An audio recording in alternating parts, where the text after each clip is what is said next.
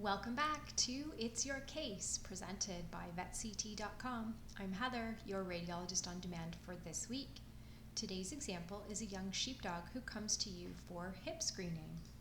Hip screening in a young animal can be done for various reasons. In some cases, this may be to get an early idea about the animal's suitability to be retained as a breeding animal by the breeder. It could also be that a breeder or a client has noticed a clinical concern about the hips. When we do a hip screening radiograph in this traditional hip extended style, which is of course not the only way to screen hips, positioning is really paramount to ensure an accurate interpretation. So the first thing that I'll talk about before we go into our assessment in this particular case is the positioning.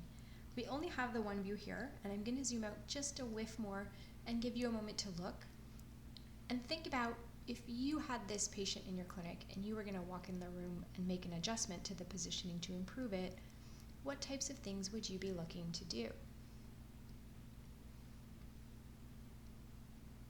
I'm going to start by commenting that the femurs in a well-positioned hip screening radiograph should be parallel. So in this case, you can see if we were to trace the long axis of the femurs, that they are not parallel.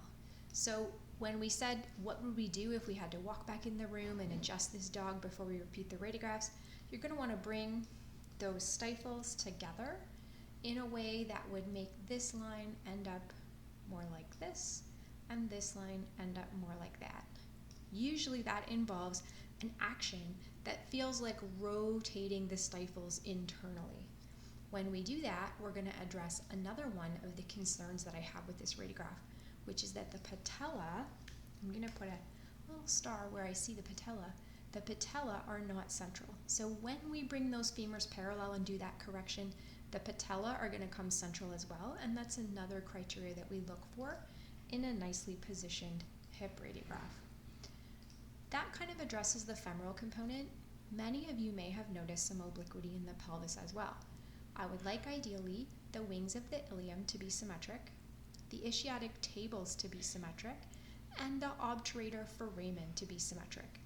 Of these things, sometimes the obturator foramen is one of the easier things to spot.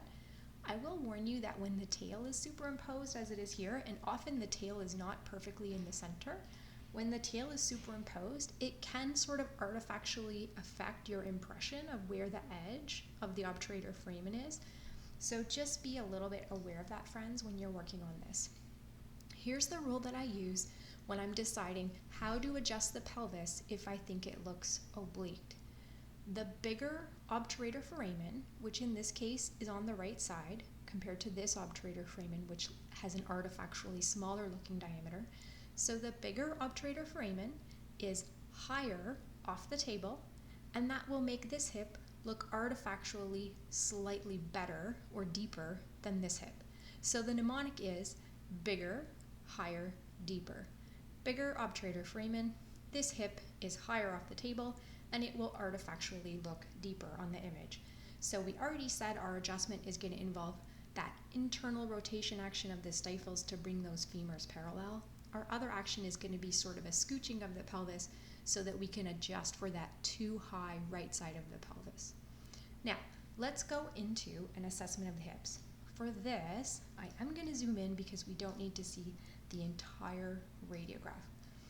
As you know, I do follow the ABCDs: alignment, bone, cartilage, devices, and soft tissues. And of course, it won't surprise you that for hip cases, again, I have a special subroutine that I go into to make sure that I've looked at all the important points. Here's my 3 points when I'm looking at hips. Point number 1, coverage. Number 2, congruity. Number 3, degenerative changes. Let's go through each one. When I'm talking about coverage, this is when we start to assess which part of the femoral head is covered by the acetabular cup. We actually have to read through the femoral head to see a summation, so an increased opacity associated with the dorsal acetabular margin, and I'm tracing it bilaterally, and we draw sort of an imaginary line in association with that to say what percentage of the femoral head is covered by this imaginary line that I see as increased opacity associated with that dorsal acetabular margin. So in this case, I would say the coverage is actually quite good. It looks like it's more than 50% on both sides, which is always a nice start. We've already kind of included the caveat that this dog is quite young to have this assessment, and this dog also doesn't have the best radiographic positioning. But that's how I look for coverage. My next thing is congruity. So if coverage is how much of the femoral head is inside the acetabular cup, then congruity is how similar is the shape and contour of the femoral head to the shape and contour of the acetabular cup. When hips are really well congruent, what you'll see is that the radiographic joint space, which I'm now tracing here, that radiolucent area that represents the cartilage and the joint fluid between the femoral head and the acetabular cup, when these two structures have a very similar shape or very good congruity, this joint space is a very similar width all the way until about the 2 or 3 o'clock position. It always gets wider right at the midline because we do have some structures here, like the ligament of the head of the femur, that will change that contour. I will say that in my opinion, this congruity is not perfect. It's certainly not terrible either. I would rather see a little more parallelism here and a little less kind of broadening of the joint space, but overall I would say that the congruity is good to fair. One other finding on this case that I'll take a moment to point out. My last point that I always look for is degenerative changes.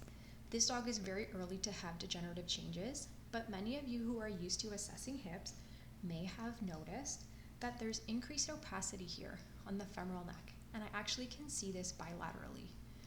This is an area where in a young dog, I want you to be a little bit careful. We do know that in young, large, and especially giant breed dogs, some metaphyseal sclerosis, so increased opacity in the metaphyseal region, can be a finding that's an age-related finding and doesn't necessarily predict canine hip dysplasia in the future. In other cases, you're going to see a line that's much more fine than this generalized sclerosis that's more attributed to enthesiopathy at the insertion of the femoral neck. It's often referred to as Morgan's line. And Morgan's line, we believe, is more likely to be associated with degenerative changes in the adult hip. So, in this case, although the dog is a little young for accurate hip screening in this method, some programs offer dynamic screening that could be used to increase accuracy if you needed to for a clinical reason. Be sure to review the full report associated with this case. Thanks for listening, and remember, it's your case, so please post any questions on social media.